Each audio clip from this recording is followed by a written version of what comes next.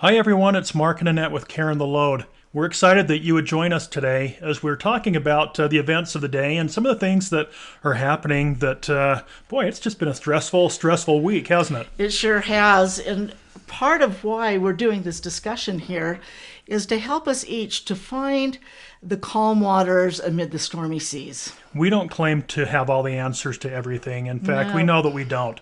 But in our lives together, we've been married for 36 years. We've experienced a lot, just like you have. And our objective here with Cairn the Load, just like the cairn on the hiking trail that marks a path to safety and helps us to stay on the trail, our objective is to help each of us to define a safe path for those wishing a little bit more insight, a little bit more wisdom perhaps, and really more than anything else to create a community of trust. I love that. There's been times throughout our lives for the last several years that I have said to Mark and to others, it's one thing to be going through these things ourselves, but it's another to want to learn to be able to share and help others. That's really important, I think, especially in the fact that there's a lot of loneliness out there. Whether it's loneliness because we don't have anybody else to talk to, or loneliness because of the isolation that we've been put under in the recent days because of the coronavirus. You know, I heard a great quote today. Someone made reference to the point that social distancing doesn't need to mean social disengagement. I love that. That's really interesting because I think for me, the social distancing is going to be the hardest thing for me because I'm such a people person and I love to be around people. We've all been put in a situation that's a little bit unique and a little bit different. It's one of those who moved my cheese type moments there. All of us are in a different situation. The fact that we're pretty much confined to our homes, and you know, to put stress upon stress here in Utah today, we actually started our day with an earthquake. I am not a fan of earthquakes. Let's just put it that way. I've never been in an earthquake where woke me up, that I heard the eerie noise before the shaking started, and it was unsettling. My friends from California told me today that 5.7 is absolutely nothing, and I shouldn't have even said anything about it. But at the same time, it was just one more thing. And how many of you in your life are dealing with just one more thing? Well, I know we are, and that's why we have felt the need to reach out. But we wanted to tell you a little bit more about ourselves and our family. We are the parents of 4 children, and you can see there that our oldest daughter and our youngest son are each married. Our oldest daughter has, 3 children now. That was taken last fall, and she's since had another little girl. And then our daughter, that's the second, she is a school teacher. We love her, and the children love her. They're very fortunate to have her as their teacher. And then we have a son that fits between our daughter and the youngest. And some of our experiences have to do with that particular son who we lost at the age of 21 from the results of a brain tumor. And it was a long several years of experience and learning for us. But I wouldn't trade what I have learned. It was difficult to see him suffer. It was 8 years from the point that we found it to the point that he was finally relieved of the pain and the suffering. And it was something that really taught us a lot and refined us, I believe. Yeah, you know, often in our lives, we can't control our stress. We can to a degree, but we can't control, on the most part, what's going on around us. And that was one of the things that we found. Annette mentioned the fact that she wouldn't have traded some of the experiences that we've had for anything. Now, I don't recommend gaining experience by losing a child. That was the hardest thing that we've ever had to deal with. No, and if I could have him here with us today, fully functioning without pain, that would be the ideal. It really would, but at the same time, we mention that only because of the fact that we deal with stresses in our lives, different kind of stresses that give us cause for concern, give us cause for needing to reflect upon those things that we truly value. And in our lives, our family and our grandchildren are those things that we truly value and look forward to. I was thinking that talking about different things that help us with our stressors, for me, it's playing with our grandkids. But I wanted to show you here a little bit about and talk about feeling broken. Now, here is this massive boulder in the middle of the sea, yet it's split. It's broken. And I guess that's how I'm feeling a little bit right now with the anxiousness of coronavirus and the social distancing. And then we've added upon that the earthquakes here at home in Utah. And it's been difficult. It has been difficult for me to learn and to realize that, feeling a little broken is okay. It is okay, and sometimes we feel a little bit distant from the things that we wish we could be dealing with. Happiness all the time, and of course we know that doesn't happen. And so our objective today is to share with you some ideas for a broken heart, for a broken body, for a broken mind, for broken dreams, intentions. That list can go on and on forever. But the thing that I have learned more than anything is that broken things can heal. That's a great point. I love that. And if I can remember that broken things can heal, that my broken life can heal, but that we also need to honor that process of healing and give ourselves and others time to understand and the hope of mending. So here we are with a chance to mend old things, old feelings, and how are we going to learn from those broken opportunities? Well, and even new feelings as well. We are in a place right now in our lives that is really unprecedented. We've never been more than likely through this type of a stress because of what's happening all around us. We have this stress. We've mentioned it multiple times of the virus, the earthquake we had, the stock market, the security of employment with jobs. Over and over and over, things are adding up and building, which can cause us to break a little bit. Do you think, Annette, that stress is something that is environmental, something that we can maybe change if we put some tools together? I do, and that's why the title of this discussion is Finding the Calm Waters Amid the Stormy Seas. I know it's possible. Just sharing one example from yesterday when I was just not furious, but just beside myself. I took some of these tools that we're going to share with you and applied them in my life, and I felt that calm. I think a great place to start here is talking about what our important big rocks are in life. There are certain things that we can do that will help us get out of the funk maybe that we're in. In fact, we had to get out of the house just for a few minutes this morning because it was so stressful. Everything that was going on around us. I was looking at the news. I was looking at my emails. I was looking at a lot of different things. And as we went for a walk, I noticed a sign in our neighborhood. It was meant for people to slow down because of children in the area. But the sign very simply said, "Slow down, please." I love it. There is so much just within those couple of words and in that sign that as we slow down, we can find that to combat the heavy load, to combat those stormy seas and the winds, to help us to find that calm water. So during the last couple of weeks, Annette and I have sat down and talked about those things that are very important, what we would consider to be our big rocks. And those big rocks, as you can see on your screen there, are spirituality, mental exercises, gratitude, service, and to read.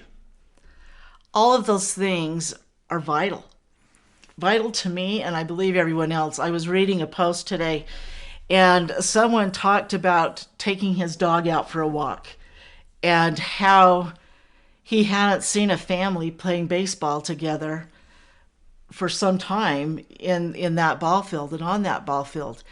And he goes on to say that, how sad it is that it's taken something like this to get us to slow down, to find those priorities in life and get back and reconnect in different ways that I think we've lost. So sometimes I think we believe, I already used the reference of Who Moved My Cheese.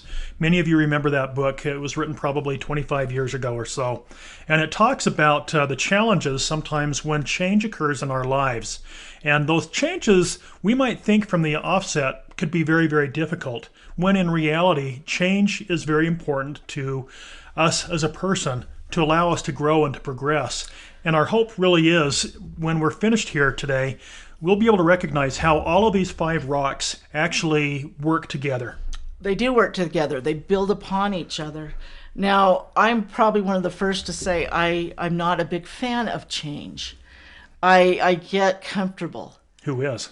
But let me tell you, the growth that has happened in my life, whether it was intentional, because I set different goals and things to stretch myself, or it was something that was maybe forced upon me, whether it was health or other situations.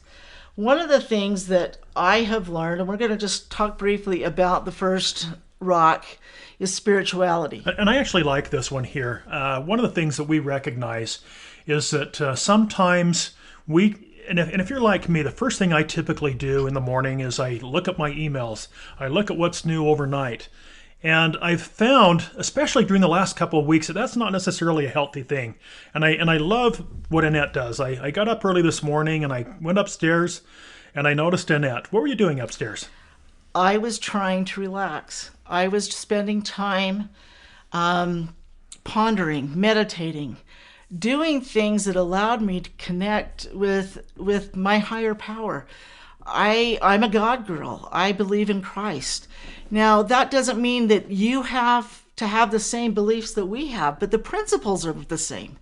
And whether that's spending time and just connecting to Mother Earth or nature or whatever it might be, those are the things that really actually ground me and allow me to be able to deal with the things that come up in life, that those waves that are starting to go over my head that I really don't have control over. Sometimes we feel like that way, don't we? And that's one of the reasons why we use that analogy today about waves and about how difficult it is sometimes to calm those waves. Is because we do truly feel sometimes that the water is coming in faster than it's going out. If we were looking at a bathtub there, we don't want the water to overflow. And the same is true with us as well individually, as we don't want those stresses to overflow. There needs to be some kind of a release there as well. There needs to be. And that's what we're wanting to chat about. And so for me, and I hope for you, these tools that we have learned and applied in our lives will actually benefit all of us. One of the things that I have found that I do when I'm stressed out is that I forget to breathe. That's important, isn't it? It is. It's been amazing how often it has been pointed out to me when I'm chatting with a friend or with Mark or anybody, and all of a sudden they'll tell me, breathe. I have no idea I'm holding my breath. But when I breathe, all of a sudden my body starts to relax. Now, Mark has got he is way better about breathing than I am. Well, that's kind of an odd statement there. I think that we all breathe. It's just how we breathe. True. There. And, the one thing that's important is we recognize the importance of taking care of our body. And sometimes we get going 90 miles an hour and we forget to take a breath. We forget to take a step backwards. I found myself in that mode today, not only with the stresses of the day, but also professionally. As I was talking to a number of people, I'm in the financial services industry, and one of the things that is very stressful to people right now is, oh no, what's going on with my 401k? Am I going to be able to retire when I want to? I see that I'm down dramatically from where I was at the beginning of the year. What should I do? That adds to our stress, but one of the things that I try to do multiple times a day is to find my breathing so that I can lower my pulse rate.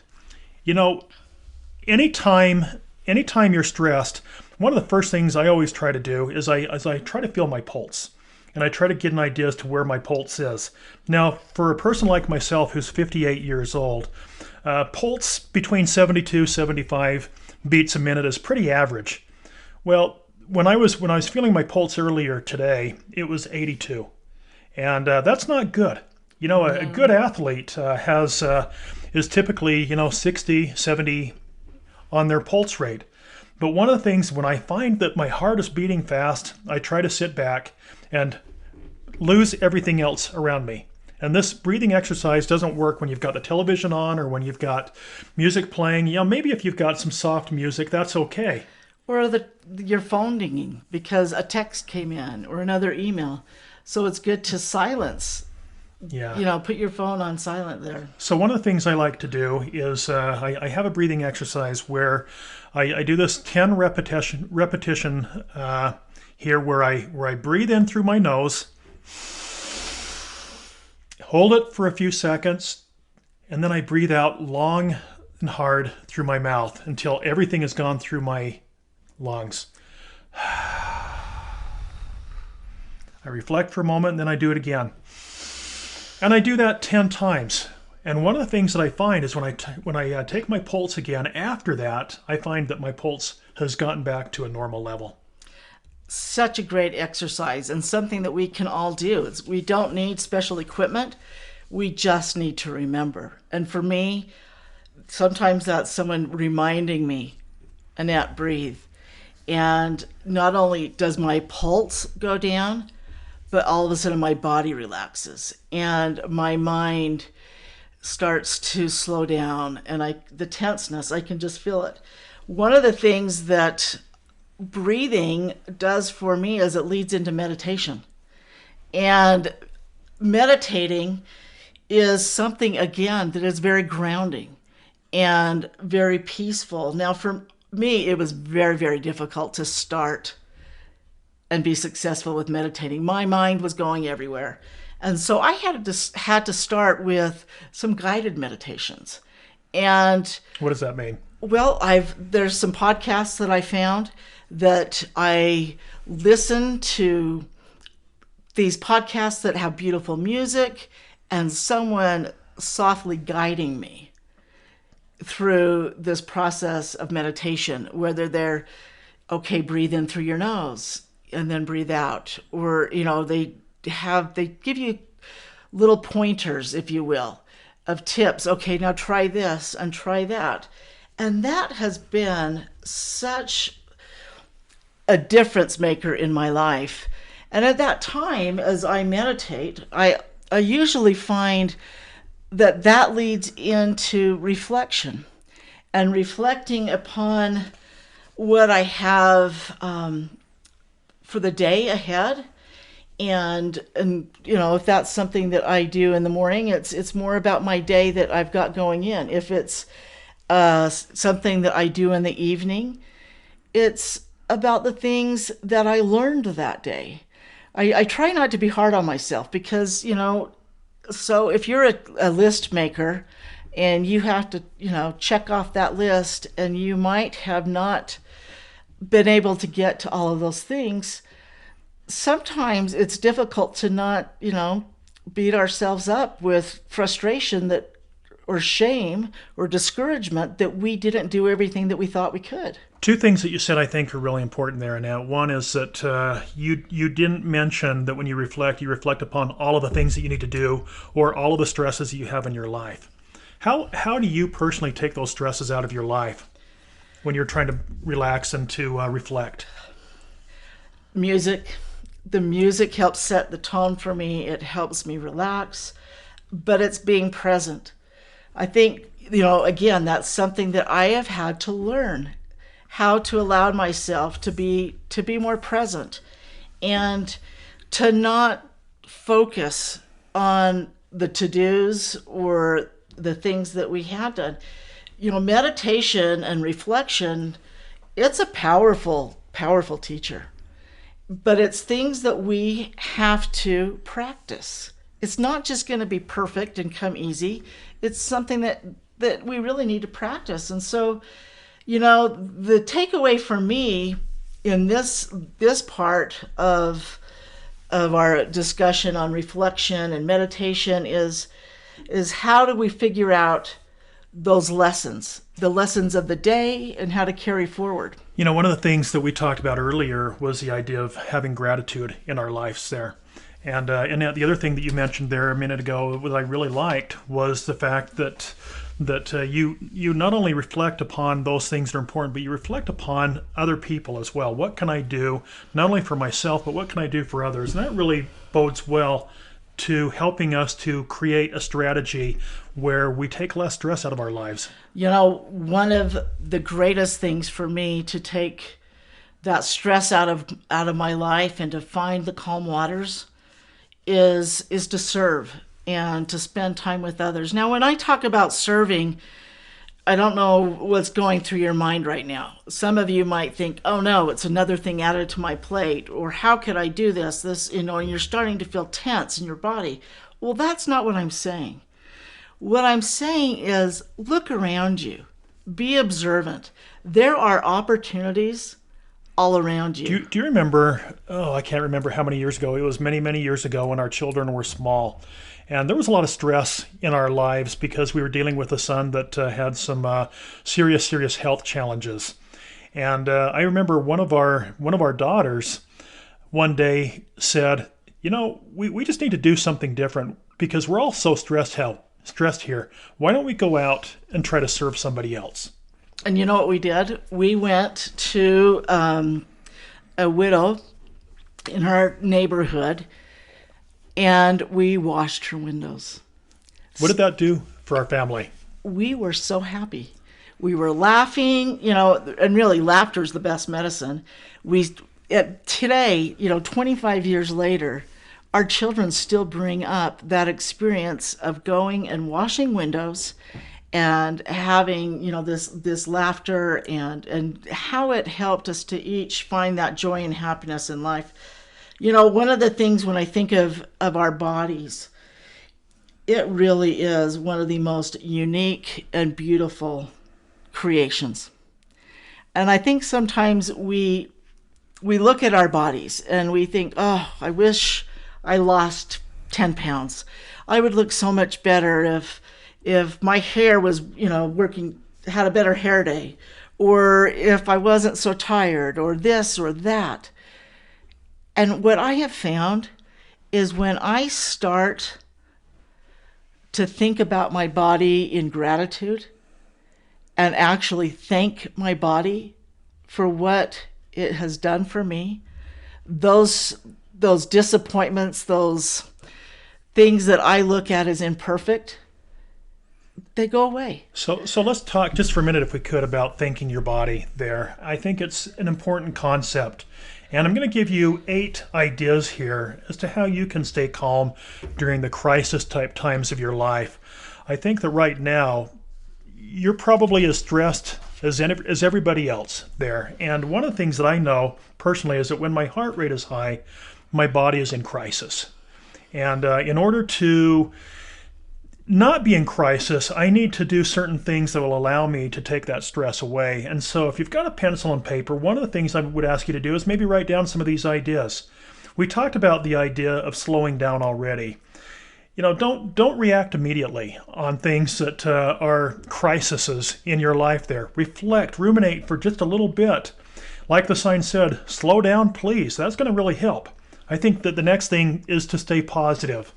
When stressful situations occur like we've seen during the last few weeks, and really for the last day or so with us, is the fact that we need to make sure that we are staying positive and not letting our minds hard. go. Yeah, it is hard. It's hard. So our minds are these incredible thought machines. And but you know what? The gratitude and the service that we're talking about, I think that really helps. Helps so much. And then never ask what if. Annette talked about that a minute ago.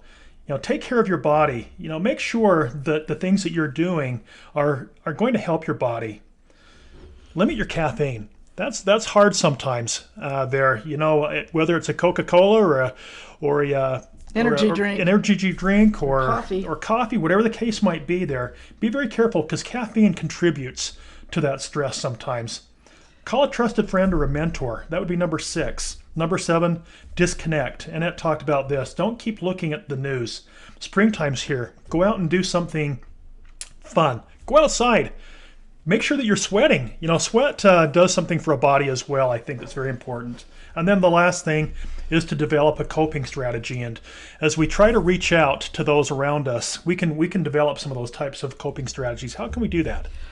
For me, you know, one of the things that Mark likes to tease me about is he calls me a professional lunch goer. And Not in the last couple of weeks. not in the last couple of weeks. And let me tell you, friends, it's difficult for me. Not because I want to go out and eat lunch at this great restaurant. It's because I want to connect. There is something with reaching out and connecting with others that is healing. And I love it. It's not something that, you know, I do every day, even though you might think I do. But there is wisdom in that thought of reaching out, not just for me, but for them and others. It's interesting. So just listen. Who can you reach out to? Today it's a little bit difficult, and those reach outs are different. I saw a note that someone posted a picture of a roll of toilet paper wrapped in a cellophane bag with a bow, and it said, "You've been TP'd. We love you." Yeah, I love that. You know, it's just another way of being able to reach out. So as we kind of conclude our message for you today there, it's all about passion. It's all about trying to do the things that will allow us to get back to normal, if there is any normal anymore. Our normal might be so different. And one of the reasons why we share with you this last slide, I love the quote by Maya Angelou. It's we delight in the beauty of the butterfly, but rarely admit the changes it has gone through to achieve that beauty. One of the things that I gave Annette for her birthday a few years ago was a camera. And Annette loves to garden. I love to garden. That is one of the things that I have learned for me as a stress reliever. Now, initially, I didn't understand that, and I didn't know that. And let me just share this little experience with you. Mark was a lot wiser than I was, and he knew I was stressed out and was trying to find some things that would help me. And one day he came home, and he had someone that had contacted him, and they were taking down and removing their greenhouse because they wanted a larger one. And he told me he had this greenhouse for me, and he was bringing it home. And I was like, no way. No, more work. But you know what happened? That became my healing place. And that became a place of growth and understanding as I played in the dirt, and I nurtured, these seeds. And just as the seeds of the flowers, we have to nurture ourselves. I think that's so important, that self-care. I think we forget about taking care of ourselves and nurturing. And so the picture that you see there is a picture that Annette actually took. She loves to garden, and she grew some zinnias by seed there. And it just happened to be as she was out learning how to use her camera that this beautiful butterfly came and landed on this zinnia. Now, understand something about butterflies. We think of butterflies in their beautiful state, but we sometimes forget that they used to be, more than anything else, just a plain old worm or a caterpillar. Sometimes very ugly.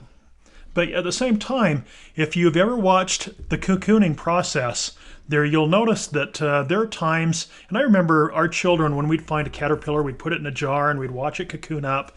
And as it was trying and struggling to get out of its cocoon, the initial thought was, let's help it do that.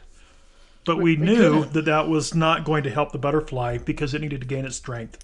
And that is so important, because we can reach out, we can help others, and help them be throughout their crises in life, and just in general. We can be that good neighbor. We can learn to listen and really help others out, and learn together that these things are strengthening us and helping us. You know, I look at this picture now, and here's this cairn with the waves splashing up on it. But it's staying Stable. upright, isn't it? It's stable. And you know why? It's these points of contact. They have spirituality. I mean, this is really kind of an interesting thing. We saw a man on the beach a few months ago in San Diego, and he was building these cairns, and they were taller than I was, 6 feet tall. And we started talking to him, and he talked about how everything needed 3 points of contact. And we're asking, well, how long, how much wind could this withstand? And he said, it won't fall. And it was because of those points of contact. And he brought it back to spirituality, connection, and strength. But being those three together, the physical, the spiritual, and the emotional, that is what kept us stable. Just like a three-legged stool. It doesn't work with one or two, but with three it becomes stable. They had to be equally stable. Exactly. And so I love this. I love the reflection of this picture, because just like this cairn, wind and waves, they are splashing and blowing us all over on the outside. But you know where we find that calm water? It's in ourselves, isn't it? It's in ourselves. We have to be secure. We have to have those 3 points of contact. If we do, then we can go back inside. We can reflect. We can breathe. We can reach out. But if we see in gratitude what is inside us, then the peace comes. Then the calm comes. Let's just be serious for a minute here and recognize that you mentioned this already, Annette, that stress, if we don't allow it to help us, it can be a great detriment to us. There, stress is the top contributor to heart health issues. There, yet even with the stresses around us, we have the opportunities to, within ourselves, find that release. But it takes you to do that. No one else can tell you what to do. You know what you need to do in order to find that safety within. There's a quote that I love there that I have on my door. Well, you found this when our son was really struggling. It wasn't long before his death, I believe. Yeah, and I was wondering why God would you put this in front of us? Why would you want one of your sons to have to go through all of this experience? And as parents, you know that we internalize what goes on with our children there. But there was a man by the name of Orson F. Whitney who said something that I really, really believe. He said, and I would encourage you to Google this quote. Again, it's Orson F. Whitney. He said, "No pain that we suffer, no trial that we experience is wasted. It ministers to our education, to the development of such qualities as patience, faith, fortitude, and humility. All that we suffer and all that we endure, especially when we endure it patiently, builds up our characters, purifies our hearts, expands our souls, and makes us more tender and more charitable, more worthy to be called the children of God. And it's through sorrow and suffering, toil and tribulation, that we gain the education that we came here on earth to acquire." Don't you love that? I do love that.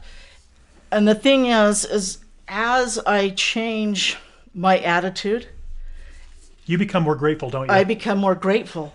And the more grateful I become, it's just like this this picture right here.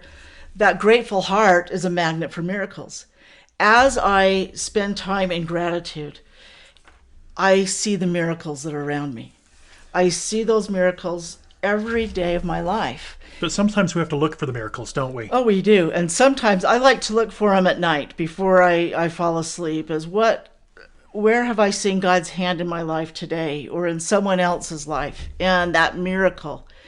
And it's not always easy. Sometimes it takes me a lot longer than others, but it works, and you'll see it too. One thought that keeps going through my mind is, we're not saying this is easy. Don't take this discussion wrong. I deal with anxiety. Some of our children deal with anxiety. That's normal. It's normal. And give yourself a break. So be kind, love yourself, find the gratitude that today you were able to do something that maybe you haven't done in a while. One of the things that we know others, and I don't do it as much as I should, and I know that I should, but have you ever wondered, why can't I be like so and so? They're always happy. They're always smiling and laughing, and they always have a perspective that maybe sometimes I wish I had, but because of my own limitations, sometimes I don't allow myself to do that. But we know people who have gratitude journals. We do, and it's such, it's a great tool. It's a wonderful tool. So friends, I hope you found a little hope in this, and there are some things and some takeaways that you can apply that will help you to find the calm waters within throughout the stormy seas. We're not through this storm yet. In fact, we're probably right in the middle of this storm, and there might be some more difficult times ahead, not only just with the coronavirus, but with other issues that we're dealing with. Maybe it might mean unemployment. Maybe it might mean other issues that are a result of this particular thing. The one thing that we would ask you, again, just to recognize is just how important it is to take care of yourself, your body, recognizing that there are so many others out there as well that are willing to help. And I bet you those people that you look at that always have a smile, they also are concerned. Be real. Be real with your friends. Be real with those around you and your family. Be vulnerable. It's those times when you are that you will really see who those friends are. So in closing, we would just encourage you to be careful, be safe, and be believing for a better day, because we know that it will come. Have a great day. Take care. Please leave us some messages and we'll get back to you as soon as possible. Take care. Bye-bye.